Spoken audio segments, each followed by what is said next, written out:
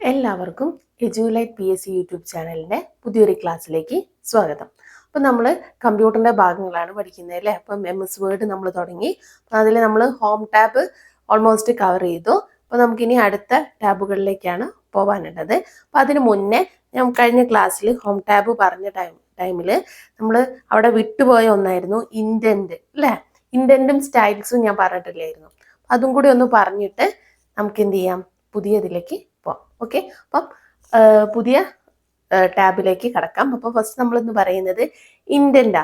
Indent എന്ന് പറഞ്ഞാൽ ഒന്നും ഓർക്കാനില്ല. ഇൻഡന്റ് എന്ന് പറഞ്ഞിട്ടുണ്ടെങ്കിൽ എന്താണ്, നമ്മളിപ്പോൾ ഒരു പാരഗ്രാഫ് ഇവിടെ ടൈപ്പ് ചെയ്യുന്നു. അപ്പോൾ ഞാനൊരു മാറ്റർ ഇവിടെ ടൈപ്പ് ചെയ്യുന്നത്, അപ്പോൾ പാരഗ്രാഫ് ആയിട്ടാണ് ഞാൻ ടൈപ്പ് ചെയ്യുന്നത്.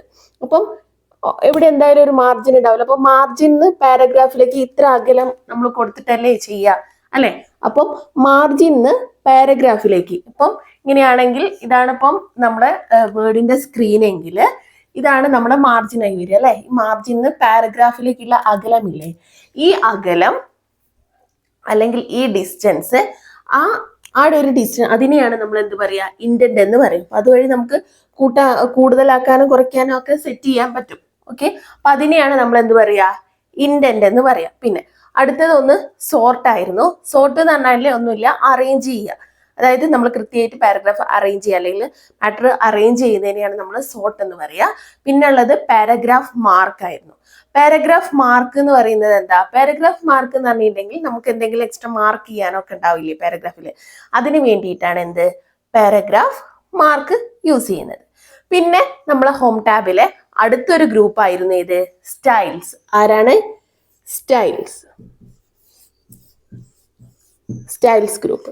അപ്പൊ നമ്മൾ ഇന്ന് പറയുന്നത് സ്റ്റൈൽസ് ഗ്രൂപ്പിനെ കുറിച്ചാണ്. അപ്പം ഞാൻ കഴിഞ്ഞ ക്ലാസ്സിൽ നമ്മൾ പറഞ്ഞ ഗ്രൂപ്പിൽ നമ്മൾ വിട്ടുപോയ ഒരാളായിരുന്നു ഇത്, ഫോണ്ട് ഗ്രൂപ്പിൽ. അത് കഴിഞ്ഞ് നമ്മൾ വന്ന പാരഗ്രാഫിന്റെ ആ ഒരു ഗ്രൂപ്പിൽ നമ്മൾ വിട്ടുപോയതാണ് ഇൻഡന്റ്. അത് ഞാൻ ഇൻഡന്റും സോർട്ടും അതേപോലെ പാരഗ്രാഫ് മാർക്കും അത് ഞാൻ ഒന്ന് എടുത്ത് പറഞ്ഞേ ഉള്ളൂ. അപ്പം അടുത്തത് ഏതാ, സ്റ്റൈൽസ്. സ്റ്റൈൽസ് എന്ന് പറഞ്ഞ ഗ്രൂപ്പ് എന്താ, ഹോം ടാബിലുള്ള ഒരു ഗ്രൂപ്പാണ് ആര്, സ്റ്റൈൽസ്.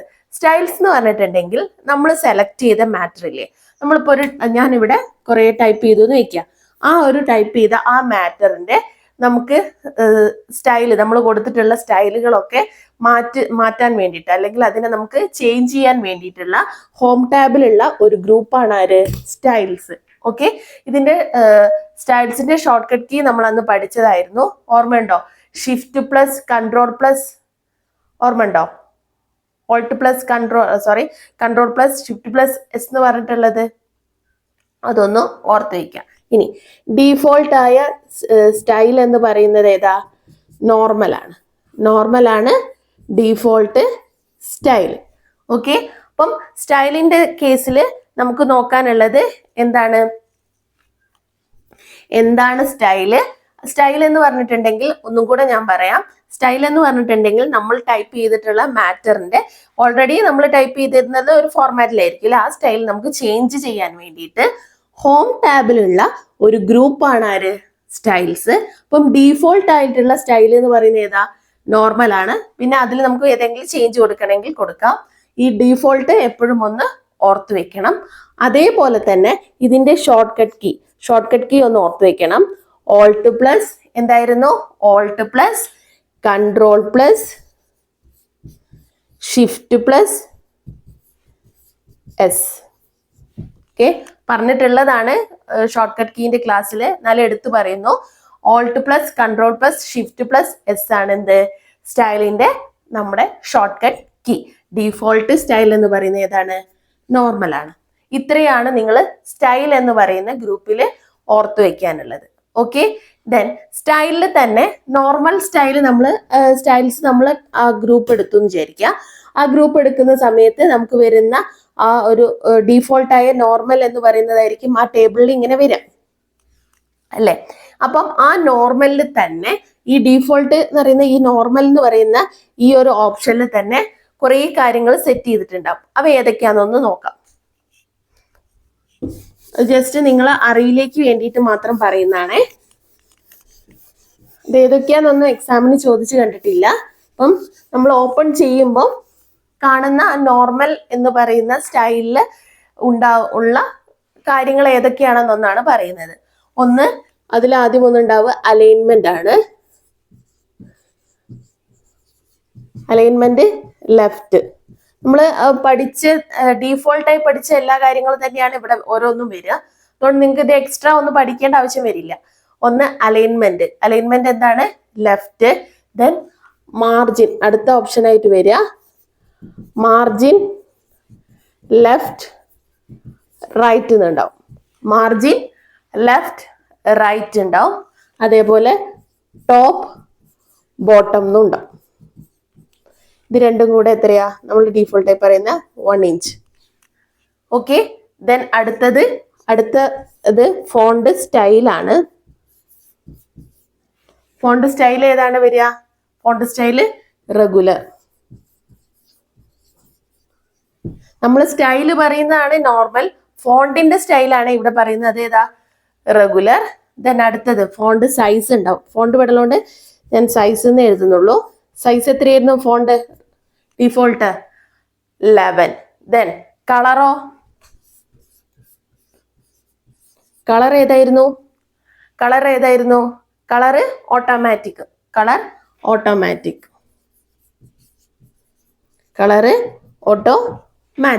അപ്പം ഏതൊക്കെ വന്നു? Alignment, margin left and right, top bottom, അതേപോലെ font style, font size, colour. പിന്നെ അതേപോലെ തന്നെ അണ്ടർലൈൻ വരും.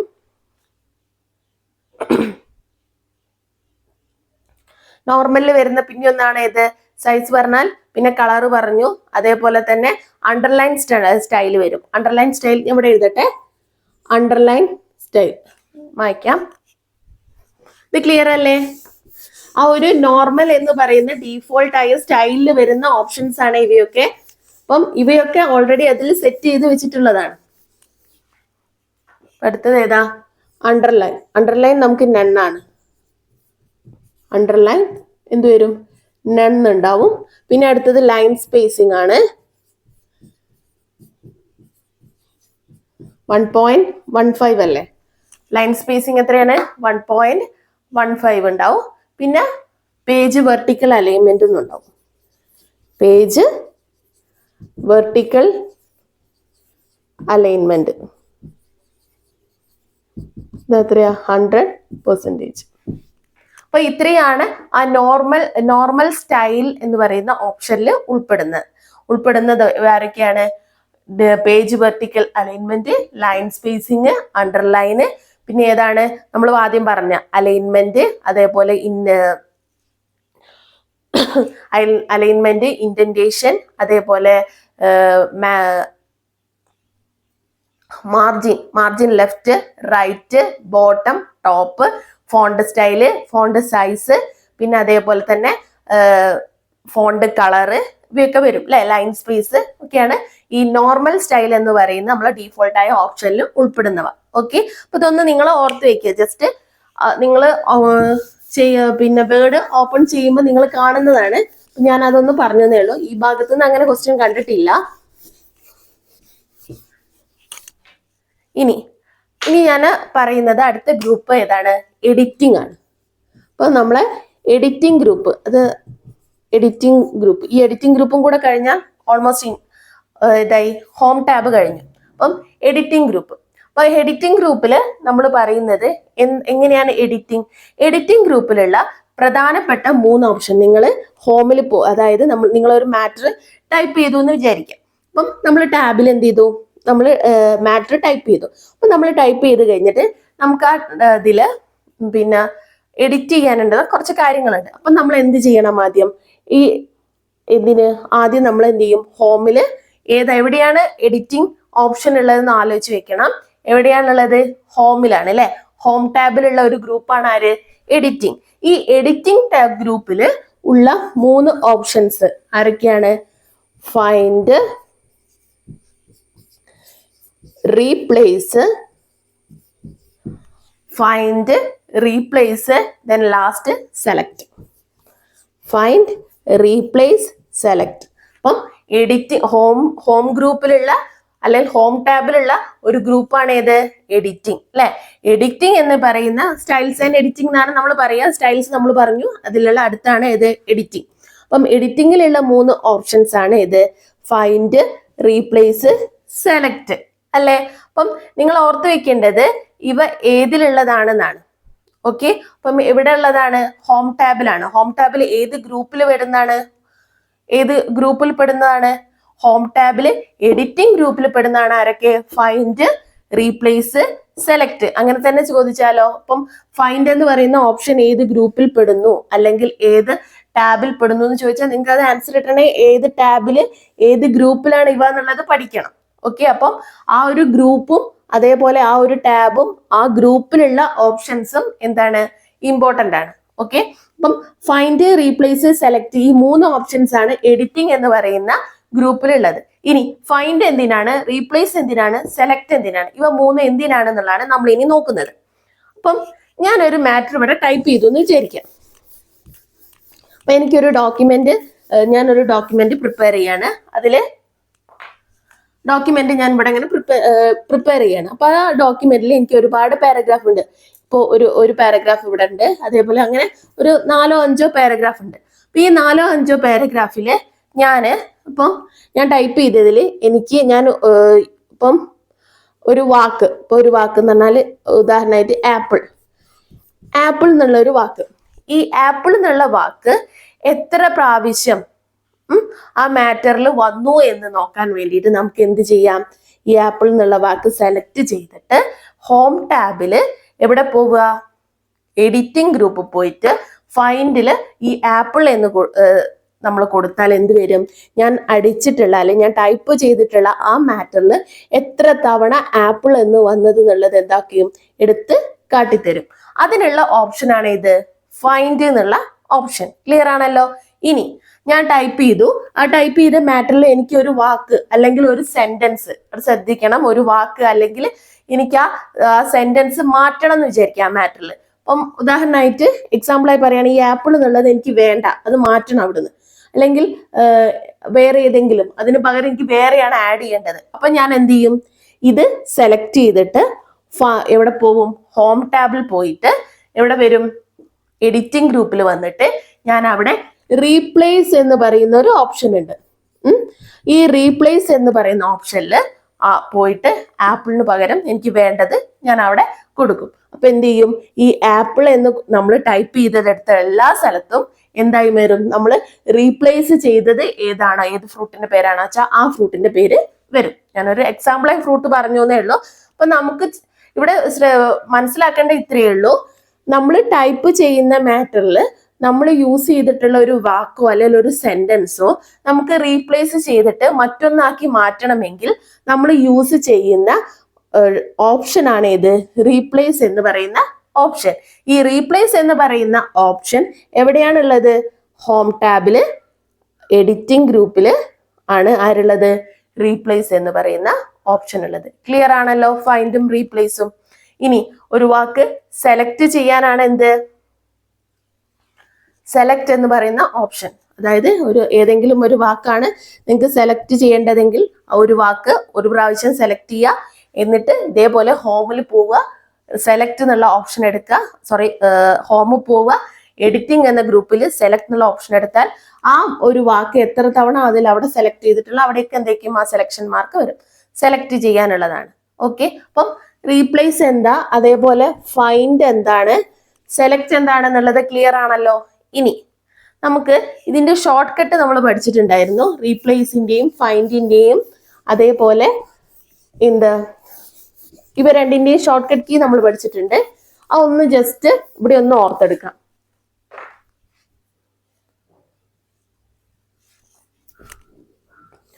അപ്പൊ ഏതാ? അത് ഞാൻ ഫൈൻഡ് ആണേ പറയുന്നത്. ഫൈൻഡിന്റെ എന്തായിരുന്നു? Ctrl+. ഞാനിത് എഴുതുമ്പോൾ തന്നെ അതിന്റെ ആ ഷോർട്ട് കട്ട് കീ മനസ്സിൽ വരണേ. നമ്മൾ ഷോർട്ട് കട്ട് കീന്റെ ക്ലാസ് എടുത്തപ്പോൾ പറഞ്ഞിട്ടുള്ളതാണ്. ഫൈൻഡിന്റെ ഷോർട്ട് കട്ട് കീ ഏതാണ്? Ctrl+F. അതേപോലെ റീപ്ലേസിന്റെയോ?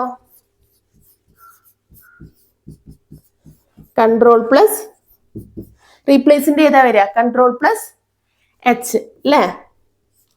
Ctrl+H. ആറൊന്നും വിചാരിക്കരുതേ. Ctrl+R വന്ന അലൈൻമെന്റിലേക്ക് പോയിട്ടോ ഷോർട്ട് കട്ട് കീ. അപ്പം റീപ്ലേസിന്റെ ഏതാ? Ctrl+H ആണ്. ഫൈൻഡിന്റെ Ctrl+F ആണ്. അപ്പം ഇവിടെ നിങ്ങൾ ഓർത്ത് വെക്കേണ്ടത് ഈ 3 ഓപ്ഷൻസും ഫൈൻഡ്, റീപ്ലേസ്, സെലക്ട് ഏത് ഗ്രൂപ്പിലാണ്, അതേപോലെ ഏത് ടാബിലാണ്, പിന്നെ അവയുടെ ഷോർട്ട് കട്ട് കീ നമ്മൾ എന്തിനാണ് യൂസ് ചെയ്യുന്നത്, ഇത്രയും കാര്യങ്ങൾ ഓർത്തു വെക്കുക. ഇത്രയാണ് ആ എഡിറ്റിംഗ് ഗ്രൂപ്പിൽ പറയുന്നത്. ക്ലിയർ അല്ലേ? ഡൗട്ട് ഒന്നുമില്ലല്ലോ? ഇനി ഇത്രയും ആവുമ്പോൾ നമ്മളെ ഹോം ടാബ് ഫുള്ളായി കംപ്ലീറ്റ് ആയി. ഓക്കെ, അപ്പം ഹോം ടാബിൽ നമുക്ക് കാര്യമായിട്ട് ഇനി പറയാനൊന്നുമില്ല. ഹോം ടാബ് ഓൾമോസ്റ്റ് എല്ലാ ഗ്രൂപ്പുകളെ കുറിച്ചും ആ ഗ്രൂപ്പിലുള്ള എല്ലാ ഓപ്ഷൻസിനെ കുറിച്ചും നമ്മൾ ഡിസ്കസ് ചെയ്തു. ഇനി നമുക്ക് അടുത്ത ഗ്രൂപ്പുകളൊക്കെയാണ് പഠിക്കാനുള്ളത്. ഇൻസേർട്ട് അങ്ങനെയുള്ള മറ്റുള്ള ടാബുകളിലേക്കാണ് പോവാനുള്ളത്. അതിനു മുന്നേ നമ്മൾ സ്റ്റൈൽ എന്താന്ന് പറഞ്ഞു അല്ലെ? അപ്പം സ്റ്റൈലിനൊരു ഡെഫിനിഷൻ പോലെ നമുക്ക് എന്ത് പറയാം? ഇപ്പം ഒരു പ്രാവശ്യം എക്സാമിന് ചോദിച്ചിട്ടുള്ള ഒരു ക്വസ്റ്റ്യൻ ആയിരുന്നു, MS വേർഡില് നമുക്ക് പാരഗ്രാഫ് ഫോർമാറ്റുകൾ ബിൽറ്റ് ചെയ്യാൻ പറ്റുന്നത് എവിടെയാണ്? MS വേർഡില് പാരഗ്രാഫ് ഫോർമാറ്റുകൾ ബിൽറ്റ് ചെയ്യാൻ എവിടെയാണ് പറ്റുക? സ്റ്റൈൽസിലാണ് പറ്റുക. അവിടെയല്ലേ നമുക്ക് ചേഞ്ച് ചെയ്യാനൊക്കെ പറ്റുന്നത് അല്ലെ? അതേപോലെ തന്നെ നമ്മളോട് ചോദിച്ച ഒന്നാണ് ഡീഫോൾട്ട് ഫോണ്ട് ടെംപ്ലേറ്റ് ഫയൽ ഏതാണെന്ന്. വേർഡിലുള്ള ഡീഫോൾട്ട് ആയ ടെംപ്ലേറ്റ് ഫയൽ ഏതാണ്? നോർമൽ ആണ്. ഈ 2 ക്വസ്റ്റ്യൻ ഒന്ന് ആലോചിച്ച് വെക്കണേ. നോർമൽ ആണ്. എന്താണ്? MS വേർഡില് ഡീഫോൾട്ട് ആയിട്ടുള്ള ടെംപ്ലേറ്റ് ഫയലിന്റെ പേരാണ് ഇത്. ടെംപ്ലേറ്റ് ഫയലിന്റെ പേരാണ് ഇത് നോർമൽ. അതേപോലെ സ്റ്റൈൽ എന്നുള്ളതിനൊരു ഡെഫിനിഷൻ പോലെ ക്വസ്റ്റ്യൻ ചോദിച്ചതാണ്. MS വേർഡില് പാരഗ്രാഫ് ഫോർമാറ്റുകൾ, MS വേർഡിലെ പാരഗ്രാഫ് ഫോർമാറ്റുകൾ ബിൽറ്റ് ചെയ്യാൻ പറ്റുന്ന ഇത് ഏതാണെന്ന് പറഞ്ഞിട്ട് 4 ഓപ്ഷൻ തന്നു. അപ്പൊ ആൻസർ ഏതാണ് വരിക? സ്റ്റൈലാണ്. അപ്പൊ അങ്ങനെയും ക്വസ്റ്റ്യൻ വരാം. ഇനി നിങ്ങൾ കേട്ടിട്ടുള്ള ഒരു പേരായിരിക്കും വേർഡ് വ്രാപ്പ്. ഏതാണ്? Word wrap. What is word wrap? എന്താണ് വേർഡ് വ്രാപ്പ്? ഇതൊരു പ്രാവശ്യം എക്സാമിന് ചോദിച്ചിട്ടുള്ളതാണ് വേർഡ് വ്രാപ്പ് എന്താണെന്ന്. വേർഡ് വ്രാപ്പ് എന്ന് പറഞ്ഞിട്ടുണ്ടെങ്കിൽ ഒന്നുമില്ല, നമ്മൾ ഇങ്ങനെ ടൈപ്പ് ചെയ്യുന്നു അല്ലെ? ഇങ്ങനെ ടൈപ്പ് ചെയ്ത് പോയി ഇവിടെ ഇപ്പം നമ്മൾ ലാസ്റ്റ് എത്തിന്ന് വിചാരിച്ചു. ഇതാണ് നമ്മളെ മാർജിൻ, ഇവിടെ എൻഡ് എത്തിന്ന് വിചാരിച്ചു. അപ്പൊ ഇവിടെ എത്തിക്കഴിഞ്ഞിട്ടുണ്ടെങ്കിൽ പിന്നെ ഇവിടെ വരുന്ന അക്ഷരം നമ്മൾ ടൈപ്പ് ചെയ്യുന്ന ആ ലെറ്റർ ഓട്ടോമാറ്റിക്കലി അടുത്ത ലൈനിലേക്ക് പോകുന്നു അല്ലെ? അങ്ങനെ വരുന്നതിനുള്ള അല്ലെങ്കിൽ അങ്ങനെ പോകുന്നതിനുള്ള ഒരു കാരണം എന്ന് പറയുന്ന, അല്ലെ അങ്ങനെ പോകുന്നതിനെയാണ് നമ്മൾ എന്ത് പറയുക? വേർഡ് വ്രാപ്പ് എന്ന് പറയാം. അതായത് നമ്മൾ ടൈപ്പ് ചെയ്ത് ഇങ്ങനെ പോകുന്നു. നമ്മൾ ടൈപ്പ് ചെയ്ത് പോകുന്നത് പിന്നെ എൻ്റർ അടിച്ച് ഇങ്ങോട്ട് വരേണ്ട ആവശ്യമില്ല. ഇങ്ങനെ ടൈപ്പ് ചെയ്ത് പോയിട്ട് ഇവിടെ എത്തുമ്പം, ഈ മാർജിനിൽ എത്തുമ്പോൾ ഓട്ടോമാറ്റിക്കലി ആ ലെറ്റർ പിന്നെ ഇവിടെയാണ് വരിക അല്ലെ? ആ വാക്ക് പിന്നെ ഇവിടെയാണ് വരിക അല്ലെ? അപ്പൊ ഇവിടെ നിന്നുള്ള ആ ലെറ്റർ ടൈപ്പ് ചെയ്ത് പോകുമ്പോൾ നമ്മൾ ഓരോ ലെറ്റർ ആയിട്ടല്ലേ ടൈപ്പ് ചെയ്യുക. അപ്പൊ ആ ലെറ്റർ അടുത്ത വരിയിലേക്ക് വരുന്നതിനെ നമ്മൾ പറയുന്ന, അല്ലെ വരുന്നതിന് കാരണം എന്ന് പറയുന്നത് എന്താണ്? വേർഡ് വ്രാപ്പ് ആണ്. ഒരു പ്രാവശ്യം എന്താണ് വേർഡ് വ്രാപ്പ് എന്നുള്ളത് ചോദിച്ചിരുന്നു. നിങ്ങൾക്ക് ഓപ്ഷനിൽ വന്നാൽ തെറ്റിപ്പോവരുത്. ക്ലിയർ ആണല്ലോ? അപ്പം ഇത്രയാണ് നമുക്ക് ഹോം ടാബില് കാര്യമായിട്ട് പഠിക്കാനുള്ളത്. അപ്പം എക്സാമിന് കൂടുതലായി ക്വസ്റ്റ്യൻ ചോദിച്ച ഭാഗത്തു നിന്നൊക്കെയാണ് ഹോം ടാബിൽ നിന്ന് നമ്മൾ ചെയ്തത്. പിന്നെ നമ്മൾ ഓൾമോസ്റ്റ് എങ്ങനെയാണ് വരുന്നത് എന്നുള്ളതൊക്കെ പറഞ്ഞു. ഓരോ ഗ്രൂപ്പിലെയും ഓരോ എല്ലാ ഓപ്ഷൻസുകളും പറഞ്ഞു. അതേപോലെ ടാബിലുള്ള ഓൾമോസ്റ്റ് എല്ലാ കാര്യങ്ങളും നമ്മൾ ഡിസ്കസ് ചെയ്തു. ഇനി നമ്മൾ അടുത്ത ടാബിലേക്കാണ് പോകുന്നത്. അടുത്ത ടാബാണ് ആര്? Insert tab. അടുത്ത ടാബാണ് ആര്? Insert tab. അപ്പൊ ഇൻസേർട്ട് ടാബ് ആണ് നമ്മൾ ഇപ്പം ഇതാണ് നമ്മളെ കമ്പ്യൂട്ടർ എന്ന് വിചാരിക്കുക, കമ്പ്യൂട്ടറിന്റെ സ്ക്രീൻ എന്ന് വിചാരിക്കുക. അപ്പം ഇതാരായിരിക്കും? ഏറ്റവും മുകളിൽ ടൈറ്റിൽ ബാർ ഉണ്ടാവും. ഞാൻ എപ്പോഴും പറയും പോലെ ഇവിടെ ഓഫീസ് ബട്ടൺ ഉണ്ടാവും, ക്വിക്ക് ആക്സസ് ടൂൾ ബാർ ഉണ്ടാവും, ഇവിടെ ഹെൽപ്പ് ബട്ടൺ ഉണ്ടാവും, കൺട്രോൾ ബട്ടൺസ് ഇവിടെ ഉണ്ടാവും, ഇവിടെ നമ്മൾ സേവ് ചെയ്തിട്ടുണ്ട് ആ ഡോക്യുമെന്റിന്റെ പേരുണ്ടാവും, ഇവിടെ ആരുണ്ടാവും? റിബൺ മെനു ഉണ്ടാവും അല്ലേ? അപ്പം റിബൺ മെനുവില് നമ്മൾ ഹോമിലുള്ള കാര്യങ്ങളൊക്കെ പറഞ്ഞു. ഇത്രയും ആൾക്കാരൊക്കെ ഹോമിലുണ്ടാവും. പിന്നെ ഉള്ളത് ആരാണ്? ഇൻസേർട്ട് ടേബിൾ ആണ്. അപ്പൊ ആ ഇൻസേർട്ട് ടേബിളിൽ ആരൊക്കെ ഉണ്ടാവും എന്നുള്ളതാണ് നമ്മൾ നോക്കുന്നതിന്. അപ്പം ഇൻസേർട്ട് ടേബിളും ഹോം ടേബിൾ പോലെ തന്നെ ഓരോ ഗ്രൂപ്പുകൾ ഇൻസേർട്ട് ടേബിളിലുണ്ട്. ആ ഇൻസേർട്ട് ടേബിളിലുള്ള ഓരോ ഗ്രൂപ്പുകൾക്കും ഓരോ ഓപ്ഷൻസും ഉണ്ട്. അപ്പൊ നമുക്ക് ഇൻസേർട്ട് ടേബിളുള്ള ഗ്രൂപ്പുകൾ ഏതൊക്കെയാണെന്ന് നോക്കാം.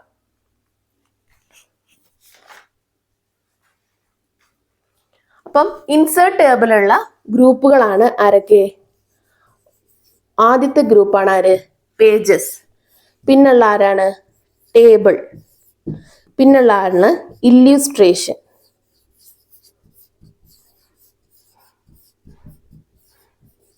ഓക്കെ, ആരൊക്കെ പറഞ്ഞു? പേജസ്, ടേബിൾ, ഇല്യൂസ്ട്രേഷൻസ് അല്ലേ? ദെൻ അടുത്തത് link, then header and footer. ഇവിടെ എഴുതുന്നേ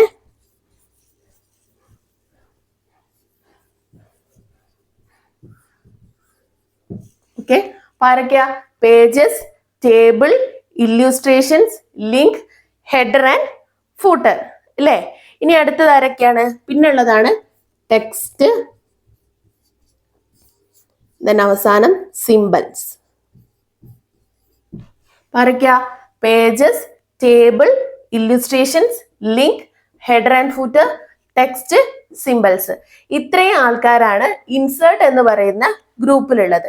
അപ്പൊ നമുക്ക് ഓരോന്നായിട്ട് എടുത്ത് പഠിക്കണം. അതായത് ഇൻസേർട്ട് എന്ന ഗ്രൂപ്പിലുള്ള ഇൻസേർട്ട് എന്ന് പറയുന്ന ടാബിലുള്ള ഗ്രൂപ്പുകളെയാണ് പറഞ്ഞത്. അപ്പൊ മൊത്തം എത്ര ഗ്രൂപ്പുകളുണ്ട്? 1, 2, 3, 4, 5, 6, 7. There are 7 groups in insert tab. അപ്പം നമുക്ക് എക്സാമിന് ചോദിക്കുകയാണ്, ഇൻസേർട്ട് ഗ്രൂപ്പില് അല്ലെ ഇൻസേർട്ട് ടാബിൽ എത്ര ഗ്രൂപ്പുകൾ ഉണ്ടെന്ന് ചോദിച്ചാൽ എത്ര ഗ്രൂപ്പുകളുണ്ട്?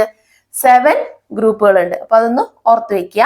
അപ്പൊ നമുക്കിനി പഠിക്കാനുള്ളത് ഓരോ ഗ്രൂപ്പുകളെ കുറിച്ചാണ്. പേജസ് എന്ന ഗ്രൂപ്പില് table, illustration, link, header and footer, text, symbols ഇവയിൽ ഓരോന്നിലാണ്. ഇപ്പൊ പേജസ് എന്നുള്ള ഗ്രൂപ്പ് എടുത്താൽ അതിൽ എന്തൊക്കെ ഉണ്ടാവും? കവർ പേജ് ഉണ്ടാവും, അതേപോലെ ബ്ലാങ്ക് പേജ് ഉണ്ടാവും, അതേപോലെ തന്നെ എന്തുണ്ടാവും? പേജ് ബ്രേക്ക് ഉണ്ടാവും. അതേപോലെ table, draw table, insert table, അങ്ങനെയുള്ള കുറെ ഓപ്ഷൻസ് ടേബിളിൽ ഉണ്ടാവും. പിന്നെ ഇൻലൂസ്ട്രേഷൻസിലാണെങ്കിൽ ക്ലിപ്പ് ആർട്ട് അങ്ങനെ പറഞ്ഞിട്ട് അതിലും കുറെ ഓപ്ഷൻസ് ഉണ്ടാവും. അപ്പൊ നമുക്ക് ഇനി അടുത്തത് പഠിക്കാനുള്ളത് ഇവ ഓരോന്നിലെയും ഓരോ ഗ്രൂപ്പും എടുത്തിട്ട് ആ ഓരോ ഗ്രൂപ്പിലെയും ഓപ്ഷൻസുകളെ കുറിച്ചാണ്. അപ്പൊ അത് നമുക്ക് അടുത്ത ക്ലാസ്സിൽ ഡിസ്കസ് ചെയ്യാം. ഓക്കെ, അപ്പം ഇത്രയാണ് നമ്മൾ ഈ ഒരു ക്ലാസ്സിൽ പറഞ്ഞത്. ഞാൻ ഈ ഇൻസേർട്ട് ടാബ് ഒന്ന് അതിലുള്ള ഗ്രൂപ്പുകളെ ഒന്ന് നിങ്ങൾക്ക് പരിചയപ്പെടുത്തി തന്നതാണ്. നമുക്ക് അടുത്ത ക്ലാസ്സിൽ എന്ത് ചെയ്യാം? ഇൻസേർട്ട് ടാബ് ഓരോന്നെടുത്തിട്ട് വിശദമായിട്ട് പഠിക്കാം. Okay, thank you.